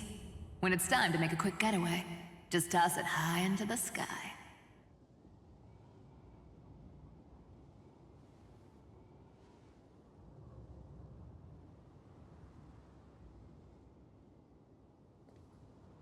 And for all you latecomers out there, listen up. She might have been a bit greedy and a bit of a liar, but she never went back on her word. Well, well, if it isn't the little prince himself. It's been a while, Lady Cyphera. It's not every day we get to walk the same road. We're one player short. When's Princess Homebody showing up?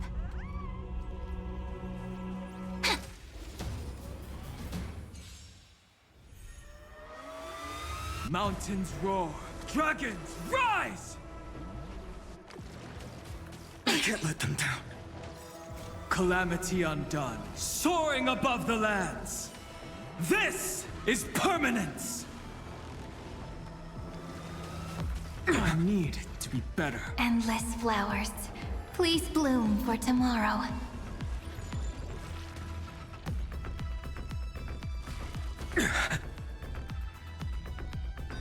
Come now, step onto the board.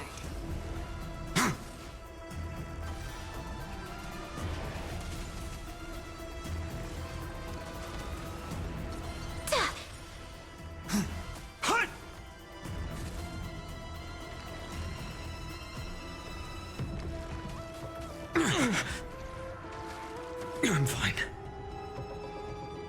A bloody fight to the end. In the name of law, I declare, your downfall is absolute.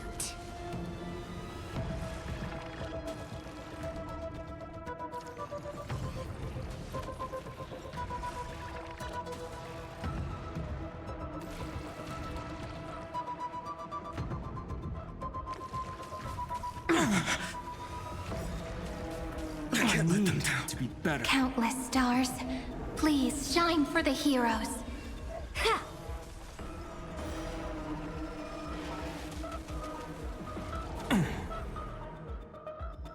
For the next tomorrow!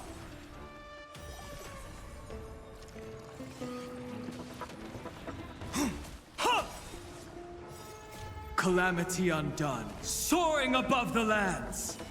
This is permanence!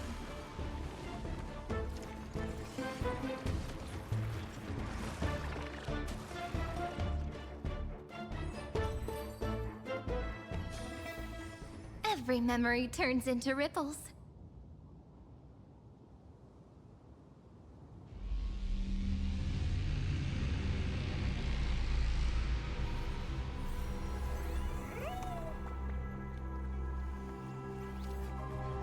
This story deserves a perfect ending. Don't you think?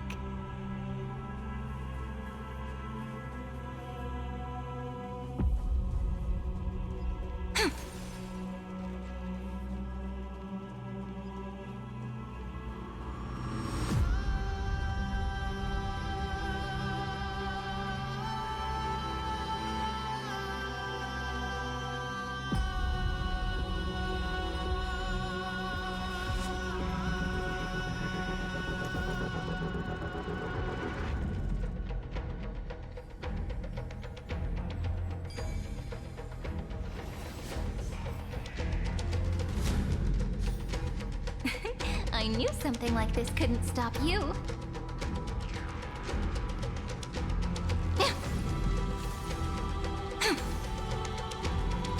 So even this vessel, you've forged into a shackle.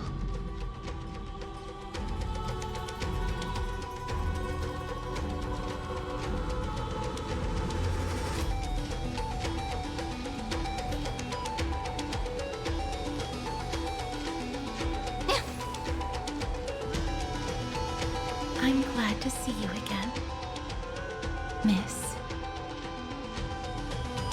Castress.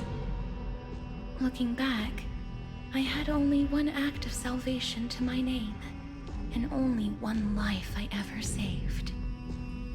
To bring hope to a world so vast with these hands. Even in dreams, it always felt like too much to ask for.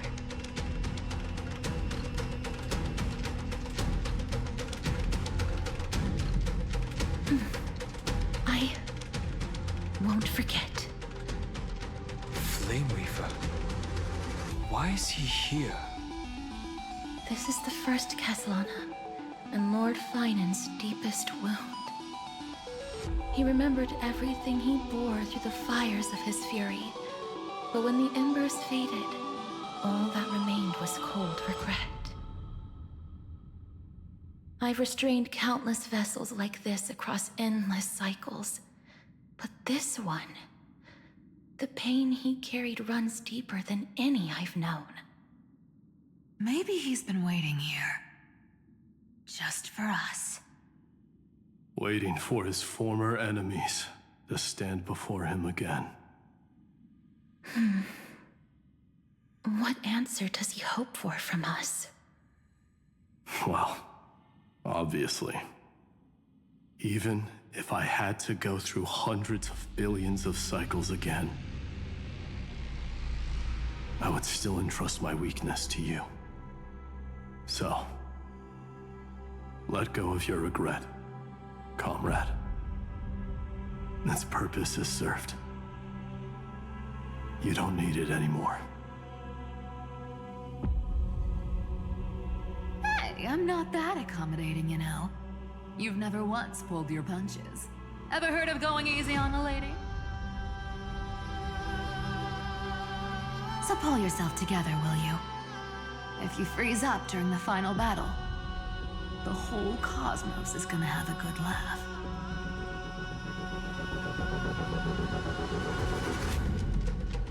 Yes. Please trust in us, wandering soul. Across 30 million cycles, the radiance of every flame chaser now shines bright enough to illuminate the path ahead. I ask you to rest here, and may this grieving soil bear the bloom of acceptance. No earthquakes. It's surprisingly quiet. Perhaps Castellana has found his peace. There's another possibility. This may not be the only seal he left behind. Then, I suppose it's my time to set out with you. Please take this Antilla flower with you. I believe that if anything could speak for Castress, this ordinary, resilient bloom would be more than enough. Perhaps you remember, Lord Mighty, in that lifetime when you traveled with her, you once told me, control what little you can, and when fate's inescapable grasp comes, resist it with the strength of your mighty will. I think I've done it. I've stood tall and walked among the flame chasers. Casting off the name of death, Castress, servant of the afterlife. May her name be etched into the stars. And then, live as a human, and die as one. Why so sentimental? Sorry, a force of habit.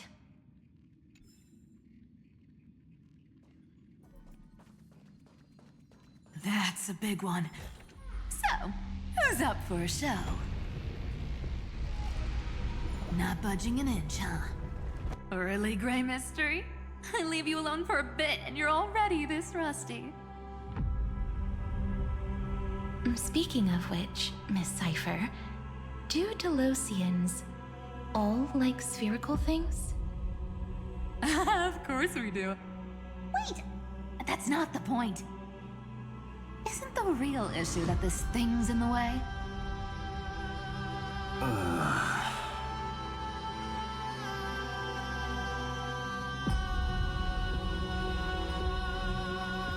Oh, right! It's my turn to shine now? Watch this! The fresh power of time! Remember Orynyx's prayer? Well, of course I do! Come on, give me some credit. Lift the beddings of memory and stir up ripples of past reverie.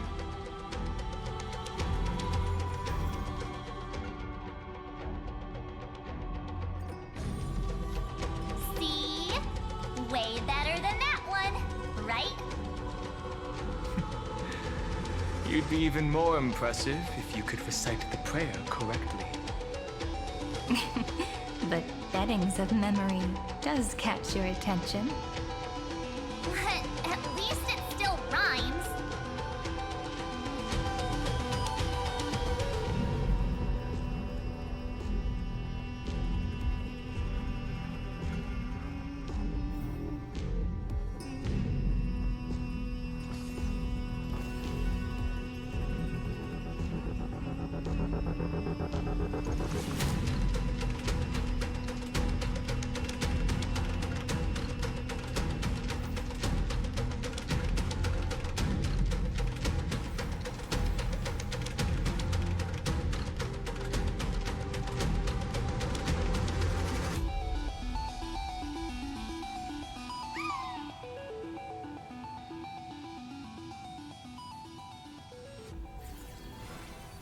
There's a whole garden down here?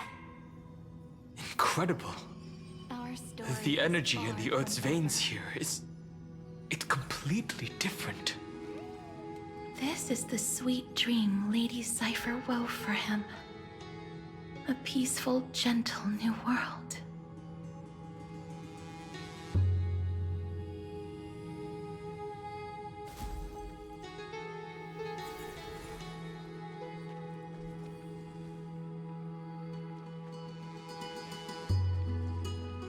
Look! The blade down here's already snapped. Just like his mind, shattered and broken. But that light, it looks familiar. Yes, it's the world-cleansing blood. Still shimmering. After all this time. This roundabout way of doing things is definitely him. Golden light, tracing the way home. Shame our destination's the exact opposite of the one in your poem.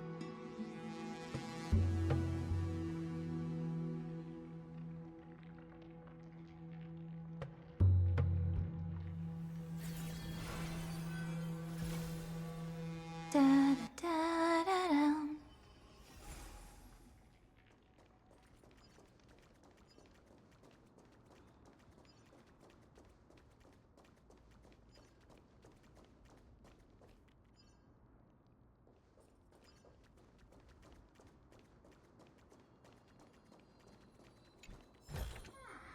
Ta-da! If you find any treasures, please share them with me.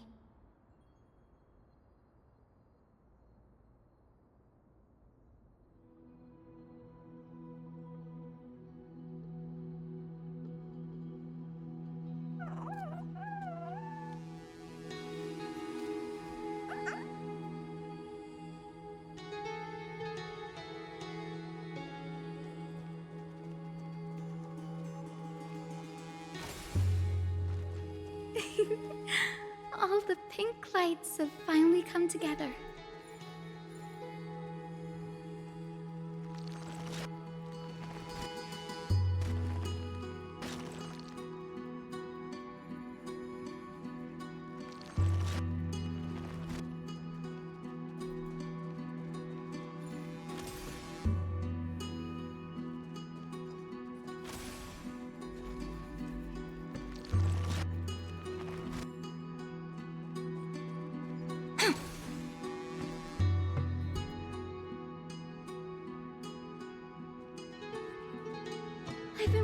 So long for you, Grayy, Danny, and...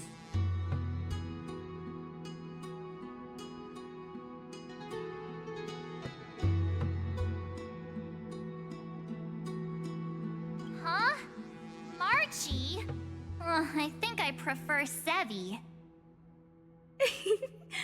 I'm glad we're all getting along so well. Hyacinth, did you awaken this golden light? That's Lord Finan's lingering divinity. The sky merely reflected its tracks. The golden blood has not faded. We should respond in kind. That's one huge harp! The strings tremble as the people on the surface wage war and cry out. Miss Clementine, Mr. Krateros, and countless others who have heeded Gray's call. Guided by the rainbow, they're sending back good news, all to the same tune. Amphorians need not bow, even when destiny is unveiled. I knew you could all hear it too. Standing here, the sky feels wider than ever. It's no longer a towering wall, but a shore within reach. We'll take every name there with us, won't we? We will. An epic is shaped by the lives it carries. That much is beyond doubt. Or, as you've said before, right now, all that matters is to believe. Then, I guess that's my little wish fulfilled. Pluck the strings, Hyacinth, healer of the sky. May the seven-hued melody weave a rainbow, bringing a rosy-fingered dawn to the children of humanity. When the rainbow rises across the horizon, even the darkest clouds of destiny shall scatter.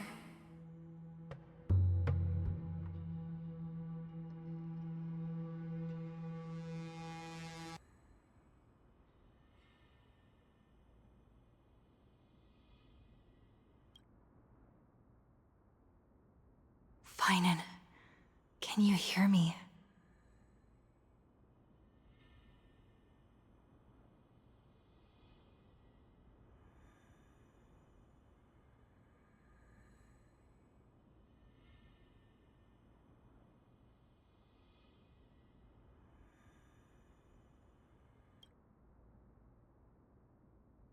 The melody, it's changed. He heard the voices of the people, but could no longer respond with the same ardor. Like a bird drawn home by instinct. It takes flight and finds its way to him.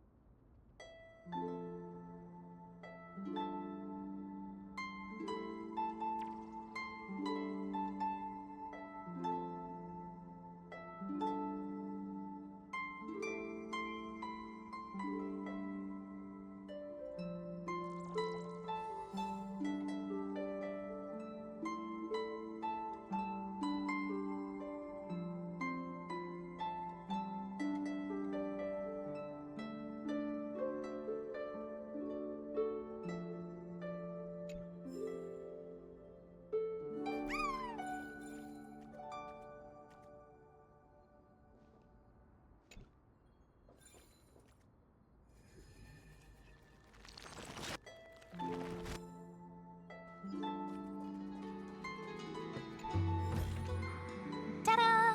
If you find any treasures, please share them with me.